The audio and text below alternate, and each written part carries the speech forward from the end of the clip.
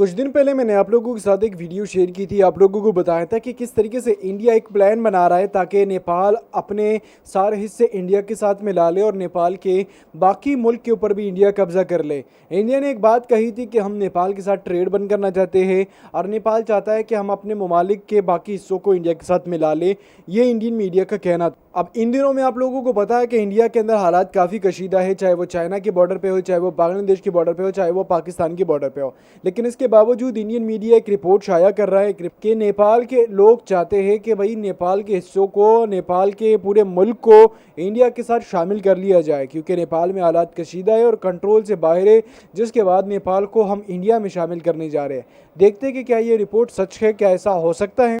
दोस्तों सीधे सीधे ये बात कहनी गलत होगी कि नेपाल भारत में शामिल होना चाहता है, लेकिन बीते एक साल के भीतर नेपाल में जो भी एक्टिविटीज, जो भी प्रोटेस्ट और जो भी भारत को लेकर के समर्थन देखा गया है, इससे साफ पता चलता है कि नेपाल में भी एक ऐसी चिंगारी पनप रही है जो कि भारत के साथ जुड़ना चाहती है। अदरवाइज किसी दूसरे देश के अंदर भारत के उत्तर प्रदेश राज्य के मुख्यमंत्री श्री योगी आदित्यनाथ जी की तस्वीरें लेकर के क्यों हजारों लोग उनका समर्थन करते हुए प्रोटेस्ट पर उतरेंगे और अपनी ही सरकार के खिलाफ जाने की कोशिश करेंगे। और इसके पीछे वजह सिर्फ और सिर्फ एक है, और वो है कि नेपाल के अंदर रहने वाली majority Hindu population, that is 81.19%। और शायद भारत को भी इस चीज का अंदाजा बहुत पहले से था, इसीलिए भारत ने नेपाल के साथ ओपन बॉर्डर कर रखा है। यानी कि नेपाल के लोग आसानी से भारत आ सकते हैं, भारत के लोग आसानी से नेपाल जा सकते हैं। और ये कई ऐसी रिपोर्ट आज के इस वीडियो में हम आपको बताने वाले हैं, जिससे आपको भी इस चीज का पता चल पाएगा। तो आइए जानते हैं आज के इस वीडियो में क्या चल रहा है भारत के पड़ोस में म्यांमार, बलूचिस्तान,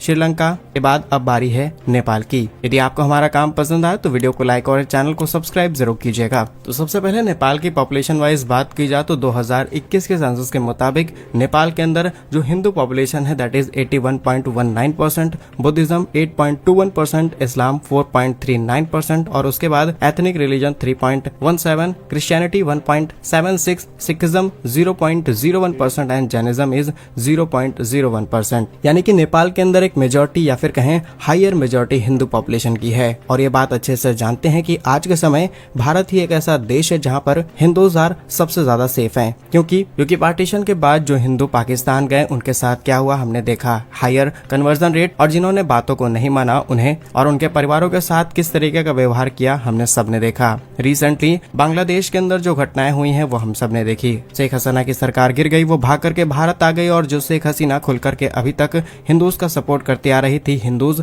बड़े बिजनेस ऑपरेट कर रहे थे बांग्लादेश के अंदर, काफी बड़ी टेक्सटाइल इंडस्ट्री पर हिंदू पॉपुलेशन का कंट्रोल था, वो पूरी तरीके से लूज हो गया और लगातार उन पर हमले, उनके धार्मिक स्थलों पर हमले, हमारे मंदिरों को तोड़ना और तमाम ऐसी एक्टिविटीज इन्हें शायद हम वीडियो में डिस्कस भी नहीं कर सकते हैं। वीडियोस आपने देखे होंगे, वो सब कुछ हिंदुओं के साथ हुआ। तो आज के समय जो हमारी पॉपुलेशन यानी हिंदू पॉपुलेशन है वो सबसे ज्यादा सेफ हमारे ही देश के अंदर मानी जाती है और हम सब ये चीज को देख रहे हैं। लेकिन नेपाल जिसने सेकुलरिज्म का सपोर्ट किया, इसकी वजह से नेपाल को अब बहुत ज्यादा नुकसान उठाना पड़ रहा है। नेपाल की रिपोर्ट्स के मुताबिक बीते 18-19 सालों में नेपाल को बहुत ज्यादा डैमेज हुआ, और वो डैमेज सिर्फ नेपाल के भारत के ओपन बॉर्डर के चलते नहीं हुआ कि नेपाल को तो हमने ऑलरेडी पूरा सपोर्ट दे रखा है, लेकिन दिक्कत हुई फॉरेन इन्फ्लुएंस से और फॉरेन फंडिंग से नेपाल के अंदर। अब नेपाल के अंदर ज्यादातर जो सरकारें बनी हैं उसमें आपको कोalition की गवर्नमेंट दिखेगी, कुछ इस पार्टी के नेता, कुछ इस पार्टी के नेता मिलकर के सरकार बनाते हैं, और एक समय पर मोनार्की भी थी, बट यहीं से सारा कुछ हमें चेंज देखने को मिलता है। दैट चेंज इज कि पाकिस्तान को पैसा मिला, पाकिस्तान ने नेपाल को पैसा दिया और भारत के खिलाफ जाने की कोशिश की, और न सिर्फ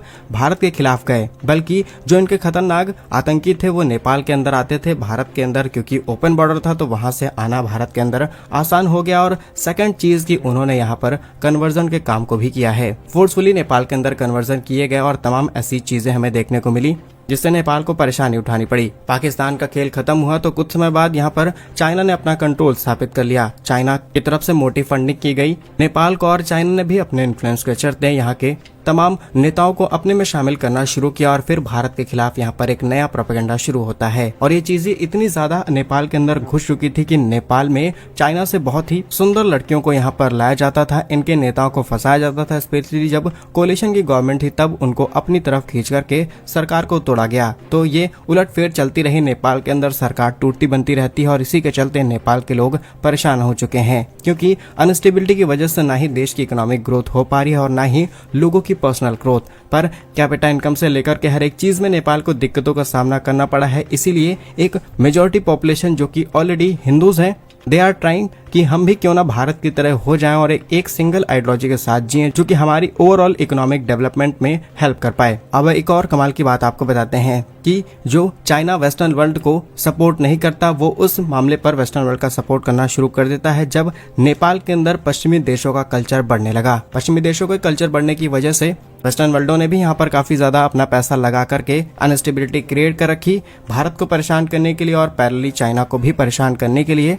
जो हाईलाइटेड नाम अभी के लिए सामने आए हैं दैट इज जर्मनी, इसके अलावा भी कुछ देश शामिल हैं। अमेरिका भी टाइम टू टाइम अपना गेम यहाँ पर खेलते रहा और एक अनस्टेबिलिटी नेपाल के अंदर बनी रही ताकि भारत का ध्यान भी यहाँ पर जाता रहे और जो भारत की ओवरऑल इकोनॉमिक डेवलपमेंट है इस पर इसका इम्पैक्ट पड़ सके। लेकिन इसके बावजूद भी भारत ने नेपाल का साथ नहीं छोड़ा। जब जब नेपाल के अंदर किसी भी तरीके का डिजास्टर आता है, भारत करोड़ों की मदद भेजता है, न सिर्फ खाने पीने की चीजें बल्कि फंडिंग की जाती है, री इंफ्रास्ट्रक्चर डेवलपमेंट के लिए पैसे दिए जाते हैं। और 2015 का ही बड़ा एग्जाम्पल हमें देखने को मिलता है जब नेपाल में एक बहुत ही खतरनाक अर्थक्वेक देखने को मिलता है। इसे गोरखा अर्थक्वेक भी कहा जाता है और India was the first country जिसने रिस्पॉन्ड किया।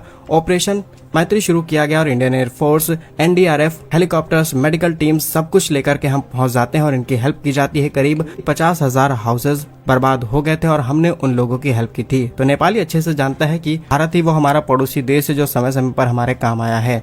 इसके अलावा कुछ बड़े एग्जांपल्स भी आपने देखे होंगे। जब भारत के अंदर राम मंदिर तैयार किया गया तब भी नेपाल का फुल सपोर्ट भारत को मिला। और ओवरऑल इस पूरे वीडियो का कंक्लूजन ये है कि नेपाल में रहने वाली हिंदू मेजॉरिटी पॉपुलेशन ये बात जानती है कि अगर वो सेफ रह सकते हैं तो भारत जैसे ही एक आइडियोलॉजी वाला नेता होना चाहिए या फिर वैसा ही देश हो ताकि हम वहां पर सेफली रह पाएं। हालांकि कुछ डिस्प्यूट भी भारत और नेपाल के बीच चले हैं लेकिन इन्हें शायद उतनी ज्यादा प्रायोरिटी दोनों ही देश नहीं देते। जिसमें है सुगौली संधि 1816 में की गई थी जिससे भारत और नेपाल की सीमा को परिभाषित किया गया। इसमें काली नदी नेपाल की पश्चिमी सीमा के रूप में चिन्हित किया गया। हालांकि काली नदी के जो उद्गम को लेकर के विवाद है वो अभी भी चलता चला आ रहा है और काला पानी और लिपुलेख क्षेत्रों में सीमा विवाद का कारण बने। इसके अलावा शुष्क क्षेत्र विवाद, बिहार के पश्चिम चंपारण जिले में शुष्क क्षेत्र को लेकर के भी विवाद रहा है। यह क्षेत्र गंडक नदी के किनारे पर स्थित है और इस पर भी सीमा निर्धारण को लेकर के मतभेद छोटे मोटे चलते आए हैं। 1989 में भारत ने नेपाल के लिए कई सीमा चौकियां बंद कर दी थी जिससे नेपाल को आर्थिक नुकसान उठाना पड़ा और नेपाल इस बात को दोबारा दोहराना नहीं चाहता। और तब से नेपाल को ये बात क्लियर हो गई कि उनकी अर्थव्यवस्था भी इतनी ज्यादा छोटी है जिसकी वजह से वेस्टर्न इन्फ्लुएंस उनके अंदर आ जाता है। अब भारत के अंदर आप देखेंगे तो कोalition से गवर्नमेंट बनती हैं, तमाम पॉलिटिकल पार्टीज एक दूसरे का साथ लेकर के सरकारें बनाती हैं, लेकिन विदेशी ताकतों ने भारत के अंदर पैसा डाला, इन्वेस्टमेंट भी की है, पॉलिटिकल आइडियोलॉजी भी चेंज करने की कोशिश की है लेकिन वो उतना ज्यादा हावी भारत पर नहीं हो पाया। That is the reason of कि इंडिया के पास बिगर इकोनॉमी है, नेपाल के पास छोटी इकोनॉमी है, इसीलिए छोटे छोटे नेता फिसल जाते हैं, कुछ करोड़ रुपए में बिक जाते हैं और इसकी वजह से अनस्टेबिलिटी बनती रहती है। इसीलिए नेपाल के पास दो अच्छे ऑप्शन बचते हैं। हम कोई राय देने वाले नहीं होते लेकिन एक ऑप्शन है या तो एक ऐसी आइडियोलॉजी के नेता को फिर से चुन करके नेपाल में लाया जाए जो उनका सपोर्ट कर सके, या फिर और बीते कुछ दिनों में ये भी देखने को मिला है राजा ज्ञानेंद्र का दौरा किया गया। पिछले 3 महीनों में उन्होंने नेपाल के कई हिस्सों में स्वागत किया और देश के राजनेता के रूप में सबसे ज्यादा 9 मार्च को काठमांडू में उतरने पर जोरदार स्वागत मिला और उनके स्वागत में 40,000 लोगों ने पार्टिसिपेट किया। इसी के साथ इसी साल जनवरी में राजा ज्ञानेंद्र ने लखनऊ, गोरखपुर, प्रयागराज की यात्रा की और नेपाल में जांच के दायरे में आ गई। उत्तर प्रदेश के मुख्यमंत्री योगी आदित्यनाथ के साथ मुलाकात की और तब से लेकर के अब तक मुख्यमंत्री योगी आदित्यनाथ वहां पर कुछ ज्यादा ही पॉपुलर हो रहे हैं। तमाम लोग चाहते हैं कि उनके देश के अंदर वैसा ही नेता हो जो उनकी आइडियोलॉजी को सपोर्ट करे और कहीं ना कहीं उनको संरक्षण मिल पाए। तो वैसे तो ये रिपोर्ट सही नहीं है लेकिन इस तरीके से कंडीशन जिस तरीके से नेपाल के अंदर चल रही है तो हो सकता है कि इंडिया इसके ऊपर कब्जा कर ले। अब इंडिया ने, आप लोगों ने देख लिया कि इंडिया ने एक फेक प्रोपेगेंडा करके पहलगाम के अंदर ये सारा मामला क्रिएट किया और नाम पाकिस्तान पे डाल दिया। कहा कि 400 किलोमीटर के अंदर दो जो है वो बंदे आए, उन्होंने 20 लोगों को मारा, वापसी चले गए। इसके बीच में क्या हुआ कि इंडियन आर्मी का बंदा पाकिस्तान में एंटर होते ही पकड़ा गया। तो इंडिया के अंदर पाकिस्तान से अगर कोई आए तो क्यों नहीं पकड़ा गया? पहली बात तो ये है।